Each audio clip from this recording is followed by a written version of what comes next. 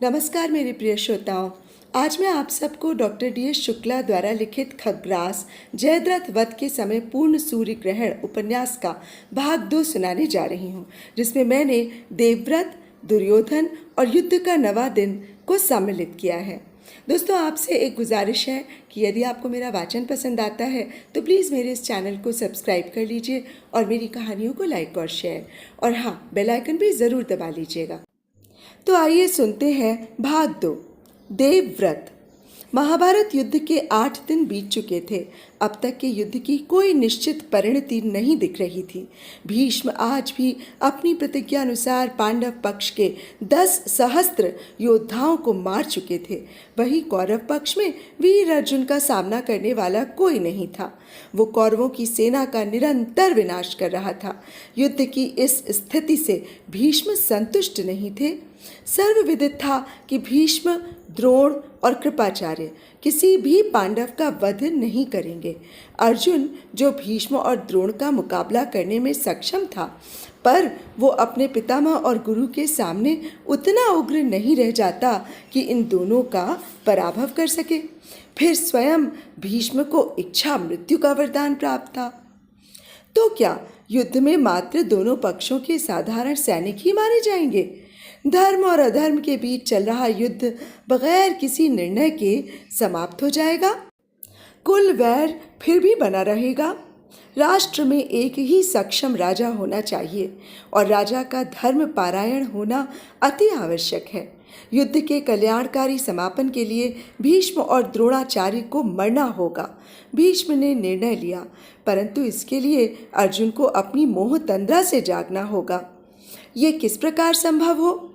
इसका चिंतन करते करते भीष्म की आंख लग गई। स्वप्न में भीष्म का मन अपने गुरुकुल काल में पहुंच गया, जहां वे गुरु परशुराम से शिक्षा प्राप्त कर रहे थे। परशुराम बड़े ही कठोर शिक्षक थे। यही कारण है कि उनके गुरुकुल से बहुत थोड़े छात्र ही अपनी शिक्षा पूरी कर पाते थे। अधिकतर छात्र गुरु परशुराम के कठोर अनुशासन से त्रस्त होकर बीच में ही गुरुकुल छोड़कर चले जाते। शिक्षण में गुरु दंड के बहुत बड़े पक्षधर थे। क्षमा शब्द उनके शब्दकोश में था ही नहीं। उनका मानना था कि जब छात्र अच्छा कार्य करने पर पुरस्कार चाहता है तो गलती करने पर वो दंड का भी अधिकारी हो जाता है। शिष्य का अपराध यदि गुरु के संज्ञान में न भी हो तो छात्र को स्वयं गुरु के समक्ष अपना अपराध स्वीकार करना चाहिए और दंड की याचना भी करनी चाहिए। ऐसा परशुराम का मानना था। परशुराम ऐसी परिस्थिति में उचित दंड देते भी थे। वहीं अन्य गुरु शिष्य की सत्यपरायणता से प्रसन्न होकर क्षमा कर दिया करते थे। गुरुकुल के अंतिम दिन का स्मरण कर भीष्म के चेहरे पर मुस्कान छा गई। अंतिम परीक्षा के दिन शस्त्र और अस्त्र के संचालन द्वंद्व युद्ध में भीष्म ने अपने सभी सहपाठियों को बड़े अंतर से पराजित कर दिया था। निर्णायक ऊंचे स्वर में भीष्म को सर्वश्रेष्ठ स्नातक घोषित करने ही वाला था कि परशुराम की गंभीर वाणी गूंजी। ठहरो निर्णायक, सर्वश्रेष्ठ का तात्पर्य होता है सर्वश्रेष्ठ। स्वयं को सर्वश्रेष्ठ सिद्ध करने के लिए भीष्म को मुझसे युद्ध करना होगा। कहकर हाथ में अपना विशाल खड्ग लेकर परशुराम प्रतियोगिता प्रांगण में उतर पड़े। भीष्म ने उन्हें सादर नमन किया। गुरु से प्रतियोगिता कैसी गुरुदेव? मैं बिना युद्ध के ही आपके सम्मुख प्रणत हूँ। कहकर भीष्म प्रणत खड़े हो गए। कैसा क्षत्रिय है रे तू? परशुराम के स्वर में क्रोध था। युद्ध का आमंत्रण पाकर भी तू शस्त्र नहीं उठाता, परंतु मैं तुझे नहीं छोड़ूंगा। ले बच! कहकर परशुराम ने भीष्म पर आक्रमण कर दिया। भीष्म ने प्रशिक्षण की तात्कालिक बुद्धि से बड़ी आसानी से गुरु के वार को बचा लिया। गुरु के वार तीव्र से तीव्रतम होते गए और भीष्म मात्र उनसे अपना बचाव करते रहे। उन्होंने प्रत्याघात करने की कोई चेष्टा नहीं की। ऐसा नहीं कि उन्हें प्रत्याघात का अवसर नहीं मिला, फिर भी वे मात्र अपनी रक्षा ही करते रहे। युद्ध के बीच परशुराम ने झुककर पृथ्वी से मिट्टी उठाकर भीष्म की आंखों में झोंक दी। भीष्म इसके लिए तैयार न थे और न ही उन्हें गुरु से ऐसे कृत्य की उम्मीद थी। धूल उनकी आंखों में पड़ चुकी थी। उनकी आंखें मुद गईं। अगले क्षण परशुराम भीष्म को धरती पर गिराकर उनके सीने पर पैर रखकर खड़े थे। सभी अनहोनी घटित होने की आशंका से स्तब्ध थे। परशुराम बोले, ये तेरी अंतिम परीक्षा है भीष्म। युद्ध में लोग छल भी करते हैं, इसके प्रति सावधान रहना चाहिए। फिर एकाएक परशुराम के स्वर में उलाहना आई। भीष्म, अति श्रद्धा और अंधश्रद्धा दोनों ही हानिकारक हैं। यदि तुम्हारा कोई आदरणीय अथवा प्रिय अनाचार पर उतर आए तो तुम उससे युद्ध नहीं करोगे, उसे क्षमा कर दोगे। ऐसी परिस्थिति में क्षत्रिय का ये कर्तव्य हो जाता है कि वो आतताई का दमन करे। उठो। भीष्म के सीने पर से पैर हटाते हुए उन्होंने कहा, मैं इस समय तुम पर बेवजह ही आक्रमण कर रहा हूँ। प्रतिकार करो, विस्मृत कर दो कि आक्रांता तुम्हारा गुरु है। कहकर परशुराम ने फिर आक्रमण किया। भीष्म ने इस बार उसको बचाया ही नहीं, परशुराम पर वार भी किया। भीष्म की ये बदली हुई भंगिमा देख सब आश्चर्यचकित थे। लंबे समय तक दोनों का युद्ध चला। इस बार परशुराम के माथे पर पसीना था। लोगों ने देखा कि परशुराम का फरसा अभी उठ भी नहीं पाया था कि भीष्म दूसरे प्रहार की मुद्रा में आ गए। लोग हाहाकार कर उठे। पर ये क्या, भीष्म खड्ग छोड़ गुरु के चरणों में पड़े थे।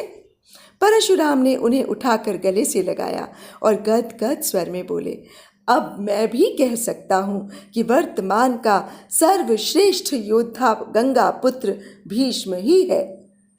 कहते हैं किसी भी देश काल में जब कोई महान विश्व विजयी पैदा होता है तो वो देश निरंतर प्रगति करने लगता है, उसके राज्य की सीमा का विस्तार होने लगता है। कमज़ोर देश उसका आधिपत्य स्वीकार कर अपने को सुरक्षित महसूस करते हैं। सभी देशों से विद्वान और बड़े व्यापारी आकर उस राज्य में बसने लगते हैं, जिसकी वजह से वो देश सैन्य शक्ति, वाणिज्य और ललित कलाओं में विकसित हो जाता है। इतियाँ भी उसके काल में नहीं आती। यहाँ इतियाँ का अर्थ है महामारी, बाढ़, दुर्भिक्ष यानी कि अकाल, बाहरी आक्रमण आदि आदि। ऐसा ही कुछ गंगापुत्र भीष्म के साथ भी हुआ।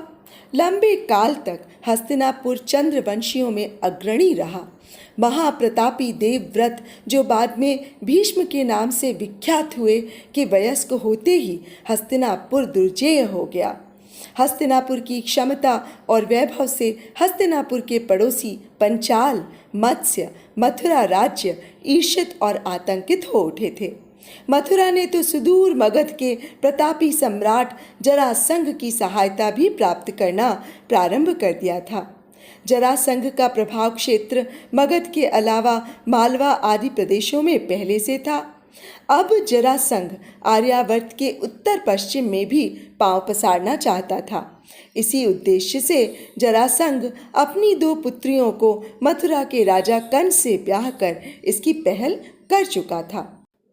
पंचाल के राजा द्रुपद का सबसे बड़ा सहारा उनके बचपन का साथी द्रोण, जो उससे क्षुब्ध होकर अब भीष्म के खेमे में जा चुका था।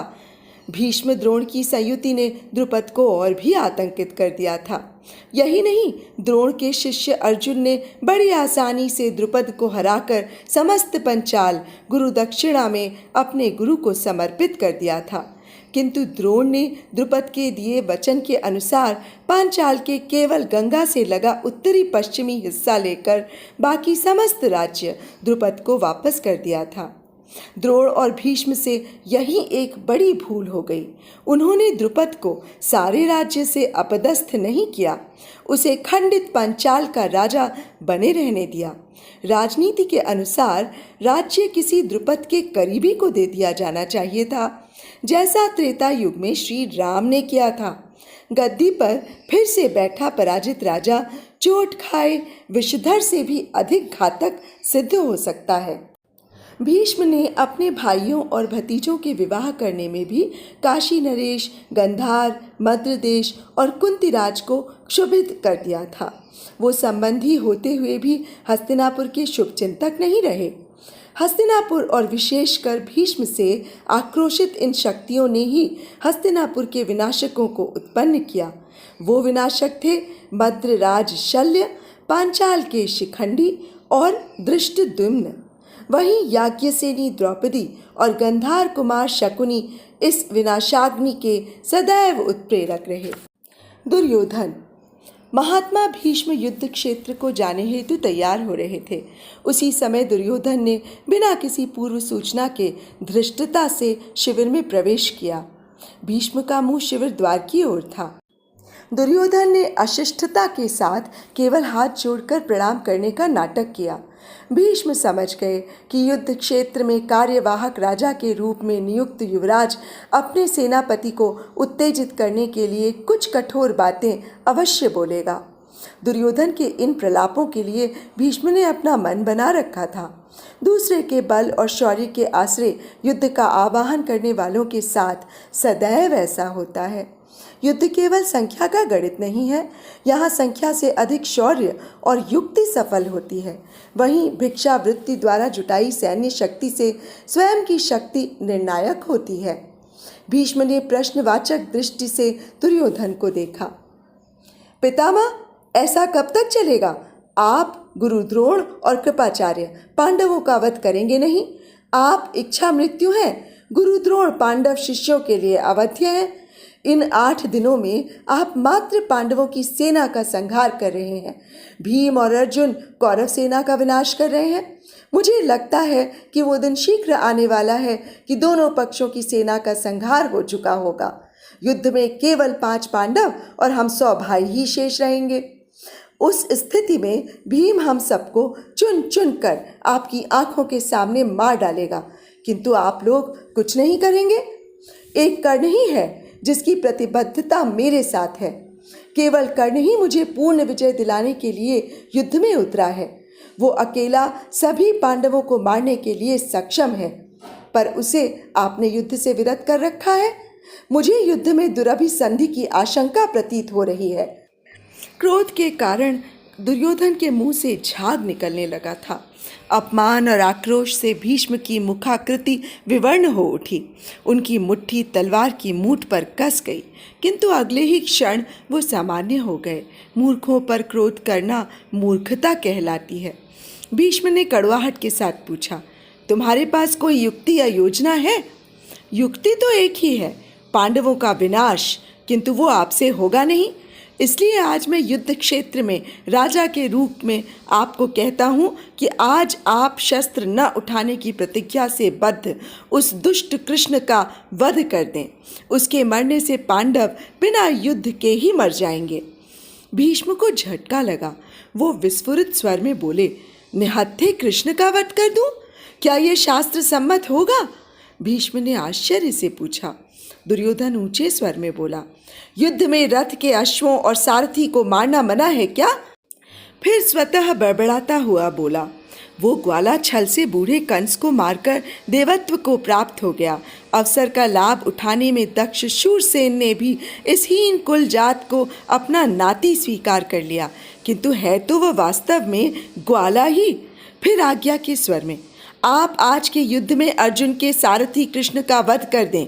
सेनापति के लिए आज के लिए यही निर्देश है। भीष्म पितामह को प्रपौत्र की प्रार्थना नहीं, निर्देश। इतना अहंकार! भीष्म ने आंखें बंद कर अपने को संयत करके कहा, अर्जुन द्वारा रक्षित उसके सारथी का वध कर सकूंगा या नहीं, ये भविष्य के गर्त में है। हाँ, ये प्रतिज्ञा करता हूँ कि आज मैं कृष्ण को शस्त्र धारण करने को विवश कर दूंगा।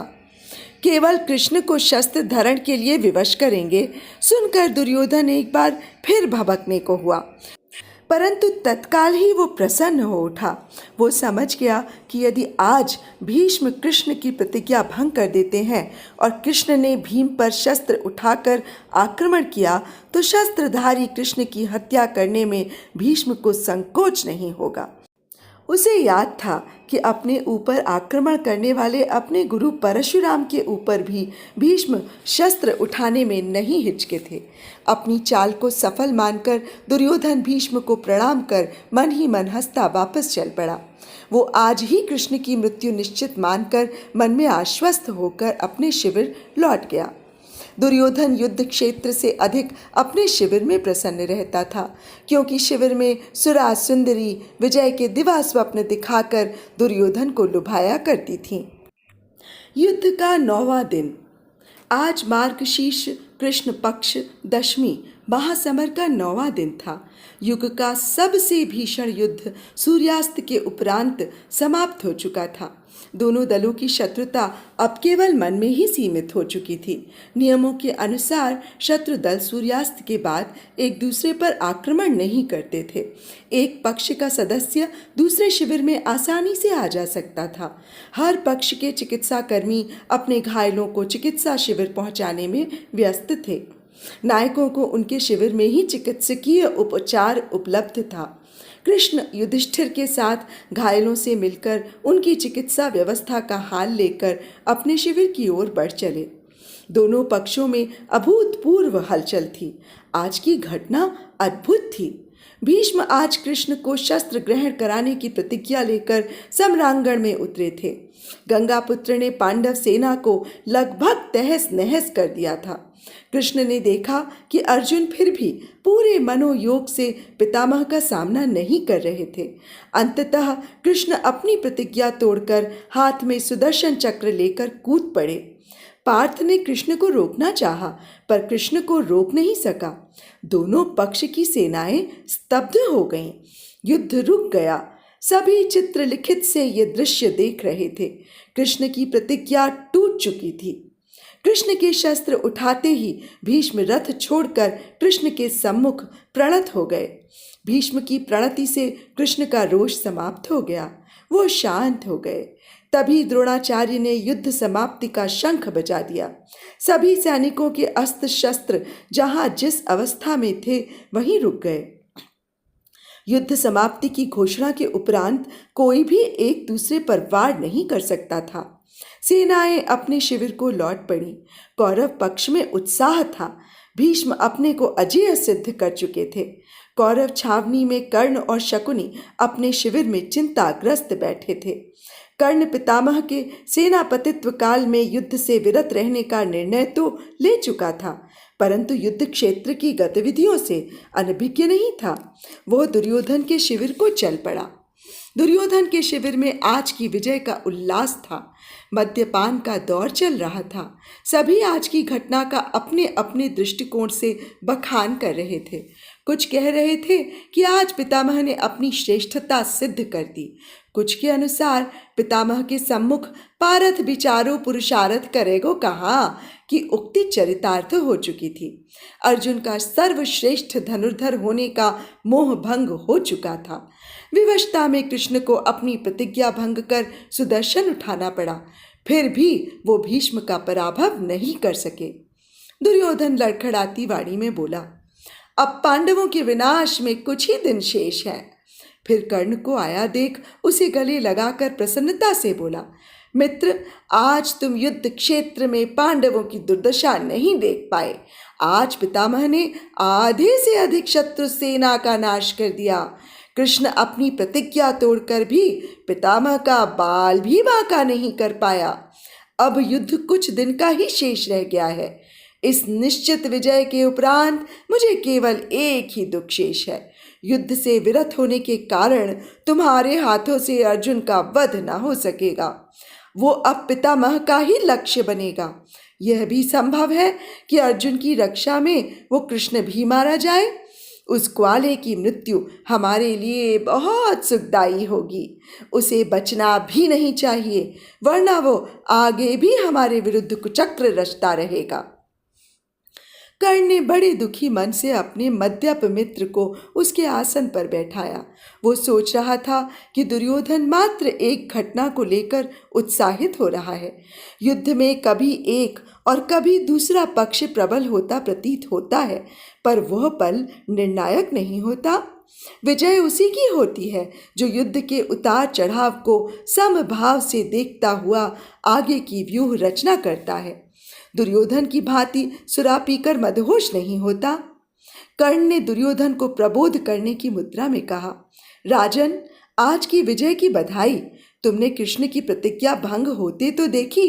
संभवतः कृष्ण के सम्मुख भीष्म की प्रणति तुम देख नहीं पाए। यदि पितामह शस्त्रधारी ही रहते और युद्ध समाप्ति का शंख घोष न हुआ होता तो संभवतः युद्ध आज ही समाप्त हो गया होता। कुछ रुककर, इसलिए हे मित्र, तंद्रा से बाहर निकलो और कल की सोचो। कृष्ण को तुम नहीं जानते क्या? आज कृष्ण की प्रतिज्ञा भंग हो चुकी है। कल यदि कृष्ण सारथी का वेश त्याग कर पांडवों के सेनापति के रूप में युद्ध में उतर पड़ा तो स्थिति विषम हो सकती है। इस समय कृष्ण को वर्जने में सक्षम तुम्हारे गुरु बलराम भी यहाँ नहीं है। यदि कृष्ण पूर्ण रूप से युद्ध करने उतर पड़ा तब विचार करो, क्या यादवों की विपुल सेना जो अब तक कौरवों के पक्ष युद्ध कर रही है, वो क्या कृष्ण के विरुद्ध भी हमारे पक्ष में रहेगी? नहीं। कहाँ विजय का उल्लास और कहाँ कर्ण की बातों का यथार्थ। आज की जिस घटना को अपनी पूर्ण विजय की ध्वनि समझ रहा था वो आने वाले कल को कौरवों के पूर्ण विनाश की भूमिका भी हो सकती है। उसके स्वर और चाल से मद्यप यानी कि मदिरा की लड़खड़ाहट एकदम गायब हो गई। वो कर्ण की बातों का मनन करने लगा कि राजन, जीवन में पहली बार मैं राधेय से सहमत हूँ। कहते हुए गुरु द्रोणाचार्य ने शिविर में प्रवेश किया। उन्होंने कर्ण की पूरी बात सुन ली थी। राधेय! कर्ण का मन कड़वा हो गया। प्रशंसा में भी द्रोण उसे आहत करना नहीं भूले। कर्ण ने इस अपमान पर कोई प्रतिक्रिया नहीं की। गुरुदेव, अब आप ही हस्तिनापुर को बचा सकते हैं। पितामह ने तो अपने अहंकार से उस दुष्ट चरवाहे को युद्ध में उतरने का मौका दे दिया। कल कृष्ण अपने चक्र से हमारे सेनापतियों का विनाश करेगा। वहीं हमारे ही व्यूह में सन्नद्ध उसकी यादवी सेना हमारी कौरव सेना का संहार करेगी। हस्तिनापुर को बचा लीजिए गुरुदेव, बचा लीजिए, कहकर दुर्योधन द्रोणाचार्य के चरणों में लौटने लगा। कर्ण ये सब निर्विकार भाव से देख रहा था। उसने दुर्योधन को उठाने का भी कोई प्रयास न किया। वो जानता था कि दुर्योधन बालकों की भांति गिड़गिड़ाकर अपनी बात मनवाने की कला में माहिर था। ये कला उसने अपने अंधे पिता से सीखी थी। वहीं गुरु द्रोणाचार्य इस बिलैया दंडवत से प्रभावित हुए बिना नहीं रह सके। उन्होंने दुर्योधन को उठाते हुए कल के युद्ध की नीति निर्धारित करते हुए कहा, देखो, युद्ध नीति निर्धारण का कार्य तो सेनापति भीष्म का है, परंतु तुम राजा के रूप में अपनी तरफ से भीष्म की सुरक्षा बढ़ा दो। मात्र एक दो नहीं, कई महारथियों को भीष्म के चारों ओर सुरक्षा का घेरा बनाने को कहो। इसके बाद भी यदि कृष्ण की वजह से कल भीष्म का पराभव होता है तो तुम कर्ण तत्काल ही युद्ध भूमि में उतर पड़ना। दुर्योधन गुरु की इस रणनीति से कुछ आश्वस्त हुआ, परंतु उसके मन में शंका थी। क्या इच्छा मृत्यु का वरदान पाए भीष्म का भी पराभव संभव है? तो दोस्तों, अभी आप सुन रहे थे डॉक्टर DS शुक्ला द्वारा लिखित एक उपन्यास खग्रास, जयद्रथ वध के समय पूर्ण सूर्य ग्रहण का दूसरा भाग। दोस्तों, कल मैं आपको इसका तीसरा भाग सुनाऊंगी, जिसमें शकुनी, दुर्योधन, द्रौपदी और कृष्ण की कथाओं को सम्मिलित करूंगी। तब तक के लिए मुझे इजाज़त दीजिए। नमस्कार।